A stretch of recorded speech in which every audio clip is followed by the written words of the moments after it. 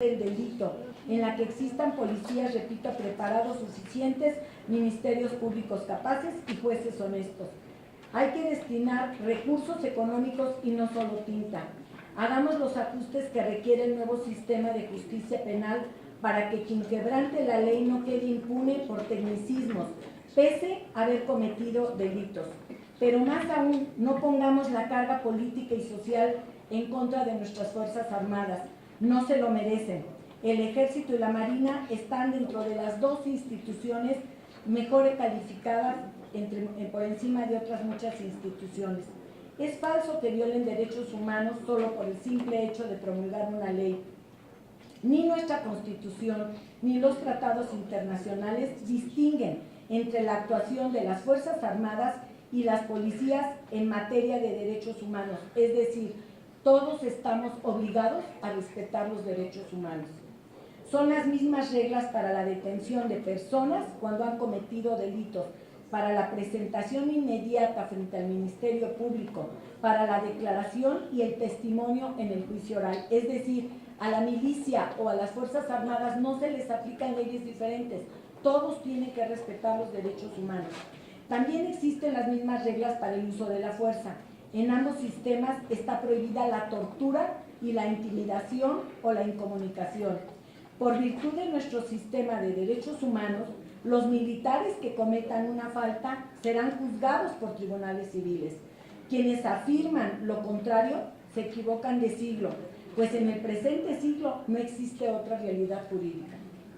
Por otro lado, la Suprema Corte de Justicia ya ha dicho en varias sentencias que tratándose del tema de seguridad, los derechos humanos deben de tener una interpretación integral. Ha dictado sentencias en las que si las fuerzas militares no cumplieron con los requisitos de legalidad en las detenciones, no se cumplen con la formalidad esenciales del procedimiento y el debido proceso.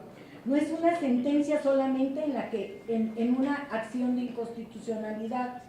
Señalo que el secretario de la Defensa y de Marina podrían participar en el Consejo de Seguridad Pública, como afirman los detractores de la ley. Como ustedes saben, ellos participan incluso en el Consejo Nacional de Seguridad. Son decenas, si no es que centenas de sentencias del Poder Judicial Federal que confirman la tesis fundamental de que no hay diferencia entre la actuación de militares y policías y que como consecuencia confirma la actuación excepcional de las Fuerzas Armadas en materia de seguridad interior. Es mentira que se pretenda militarizar el país. Señores, hace mucho que las Fuerzas Armadas ejercen diferentes tareas, como aquí lo acaba de decir precisamente el senador Gil, de muchos tipos. Así es que hemos convivido con las Fuerzas Armadas. Pero déjenme decirles que México no está fuera de la realidad ni de la norma en el ámbito internacional.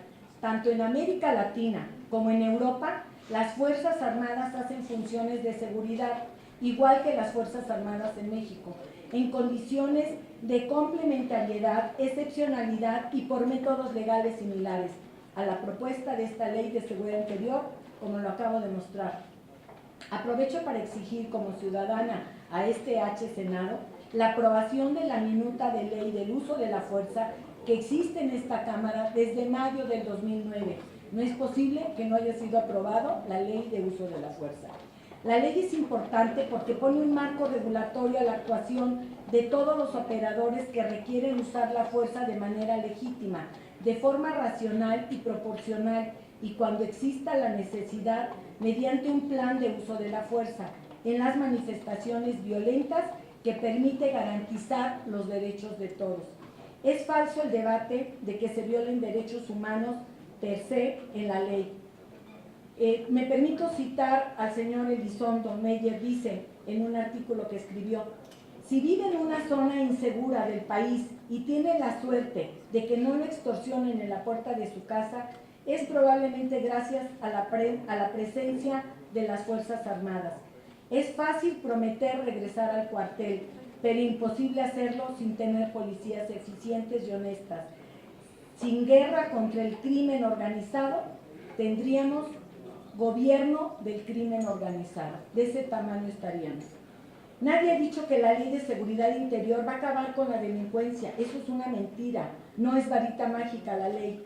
Es solo el marco jurídico que requieren las Fuerzas Armadas para actuar de manera que se determine con precisión la facultad constitucional que tiene el presidente de la República para disponer de las Fuerzas Armadas, para la seguridad interior de la nación, determinar los procedimientos y requisitos para generar garantías para todos. Por supuesto que estamos en favor de que se elimine este vacío y se determine un marco jurídico precisamente para que en los juicios estén legitimizadas las Fuerzas Armadas cuando hagan este tipo de labores. Gracias.